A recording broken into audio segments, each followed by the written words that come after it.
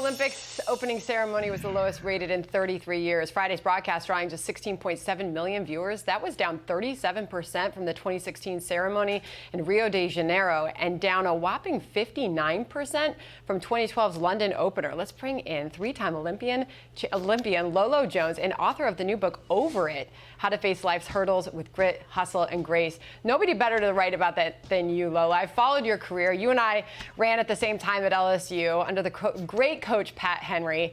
I know the blood, sweat, and tears that goes into that sport. And now bobsledding, your second Olympic sport, which is just awesome. But first, why do you think people are not tuning in for the Olympics? What's your thought on that?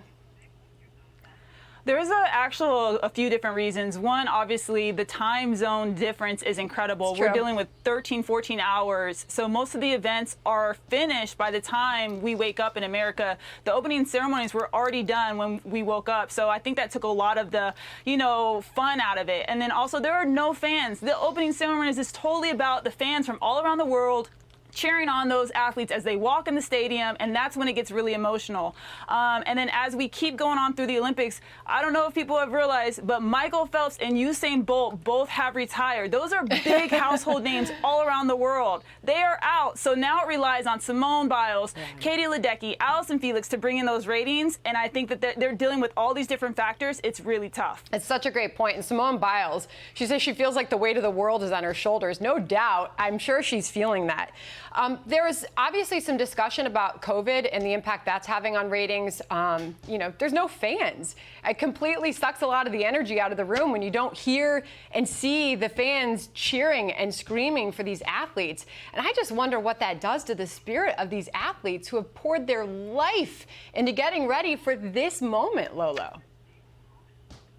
I think it's going to be tough. Not only is it the fans, with COVID protocols, they don't have their family and friends there. And this is what the Olympics is all about. Whether they go there and win a medal and celebrate with their family after, or they go there and lose and they need that support and that comfort. Yeah. It's really tough on these athletes. They have never dealt with this before. They have dealt with empty stadiums. Most Olympians have practiced or had, a competition with low fans before. Yeah. But family and having that support structure is really tough, not having them there. So there's COVID, and then there's a lot of the controversies, and people wonder whether people are tuning this out because of the politicization of it. And so many of these controversies, the hammer thrower Gwen Berry turning her back to the American flag while on the podium, the Star-Spangled Banner is singing. Some of these soccer players on the women's team allegedly turning their back to a World War II veteran.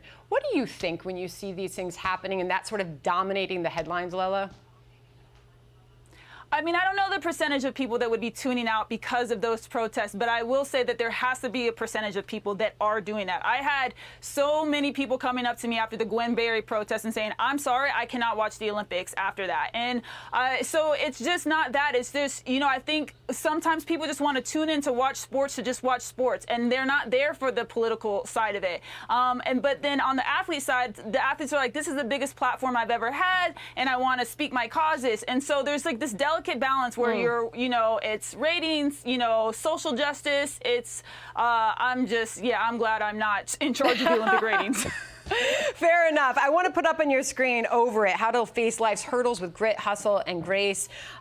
It's a candid look into your life, sharing with your readers your surefire game plan for overcoming obstacles. You've had so many, but you've had so many triumphs. And Lolo, I have to brag a little bit because when you were sprinting, I was on the long distance side of the track and field team.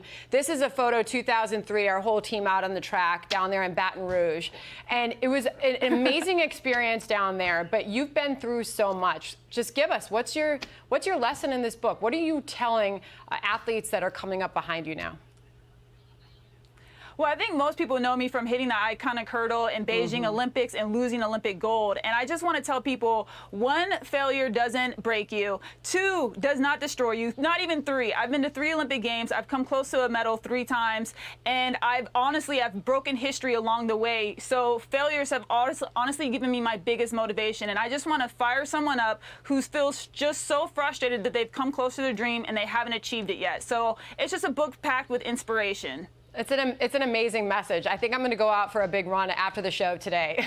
Lolo, it's really great to see you. So excited for you, and go Tigers. Go Tigers. All right. Hi, everyone. I'm Brian Kilmeade. I want you to do me a favor. I want you to click to subscribe to the Fox News YouTube page. This is the only way that I know for sure that you're not going to miss any great commentary, any great news bites, any great interviews coming your way on Fox. You can get it all here on YouTube. So subscribe right now.